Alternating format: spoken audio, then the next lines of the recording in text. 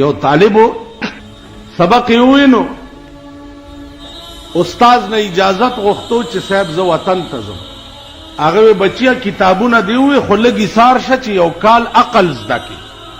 هغه زه تر اوسه بې عقله وم، خو کتابونه مې وویلې او دغه عقل هم دی او د هر شی دی او بس زه ځمه. وې ځه چې را روان شوی دی په یو کلي راغلی دی، په هغې کې شپه وه. څه ګوري چې هلته یو پیر په جومات کې غوا تړلې ده. چې غوا یې تړلې ده، په طالب پیریان راغلي چې بیړه یې غرکشه په جومات کې څنګه غوا تړلې ده.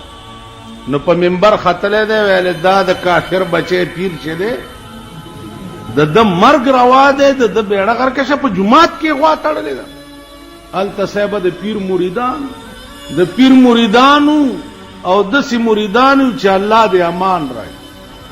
ځکه چې د مونږ په دې ملک کې مونږ ګوره خدای ته کنځلې کوه والله که درته څوک څه ووایي، رسول ته کنځلې کوه والله که درته څوک څه ووایي، خو که د پیر نامه دې بې اودسه واغسته نو مرګ دې ځای. تاسو وګورئ پیر دومره اوچت شی دی، دومره اوچت شی دی چې هغه ورځ زمونږ په قومي اسمبلی کې چې حلف اغستی کېده، نو پیر په ګاړه د دې وجې اسمبلی ته رانغی چې دا موجوده وزیر اعظم به زما مرید دی، دا به ټینګېدی نه شي او نه به حلف کولی شي، نه به کیړی پخپو کولی شي. ایو بزرګو اذا کان الغراب دلیل قوم، اذا کان الغراب دلیل قوم سیهدیهم سبیل الهالکین. چې کارغه د قوم رهنمای، نو د کارغه کار څه دی؟ اذا کان الغراب دلیل قوم سیهدیهم سبیل الهالکین. قوم خپل رهنما کارغه جوړ کی، د کارغه چې کم طرف تتلل دی قوم بم پاغه طرف روان. نننه خبر ده چې 150 نه زیات وزیران به په مرکز کې زمونږ په دې صوبه کې صوبایي ممبران لګیا دي استعفی ورکوي.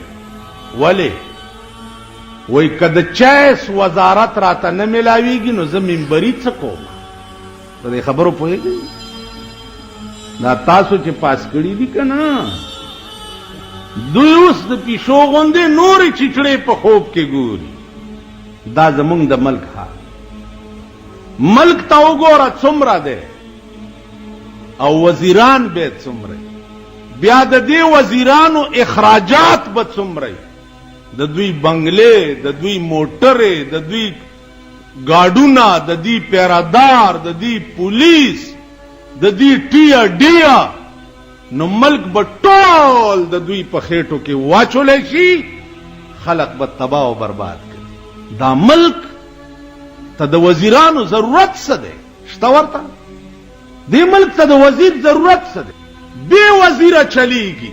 نو حکومت د خدای ته وګوري او د خدای هغه لوی ورځې ته دې وګوري چې 50,000 کاله ورځ به چې په دې وزیرانو د دوی خېټې د چرګانو قبرستان دی. په دې وزیرانو دا ملک مه تباه کوه، د ملک بیړه پې مغر کوه. بس منبران کافي دي که نه؟ کار یې څه دی؟ کړي څه دي تر اوسه پورې؟ نو عرض مې دا چې دا هغه د وینو الټی دي چې هره ورځ دا ملک کوي، دا هغه د وینو الټی. پرونه خبر ده، تاسو خو ګوګشتوان یې په خبره نه پوهېږئ. پرونه خبر ده بیگم عفیفه ممدود د قومي اسمبلی ممبره ده، هغه وایي چې په اسلام کې اډو پرده شته نه، په اسلام کې پرده نشته.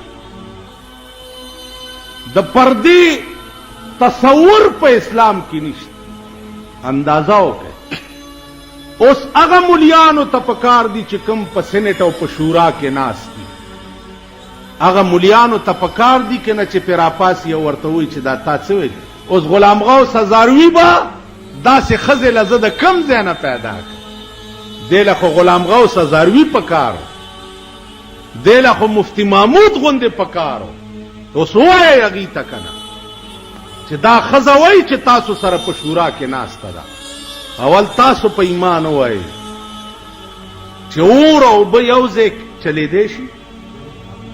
اور او به یو ځای وخت تیرولی شي نو ښځه او سړی خو اور او به دي ښځه او سړی اور او به دي ورشه د ټلیفون محکمې بیړه تباه شوه چې کله نه یې جینکۍ پکې کېنولي زلمی هلکان اپریټران او ځوانې پیغلې جینکۍ په یو سیټ کېنولي دي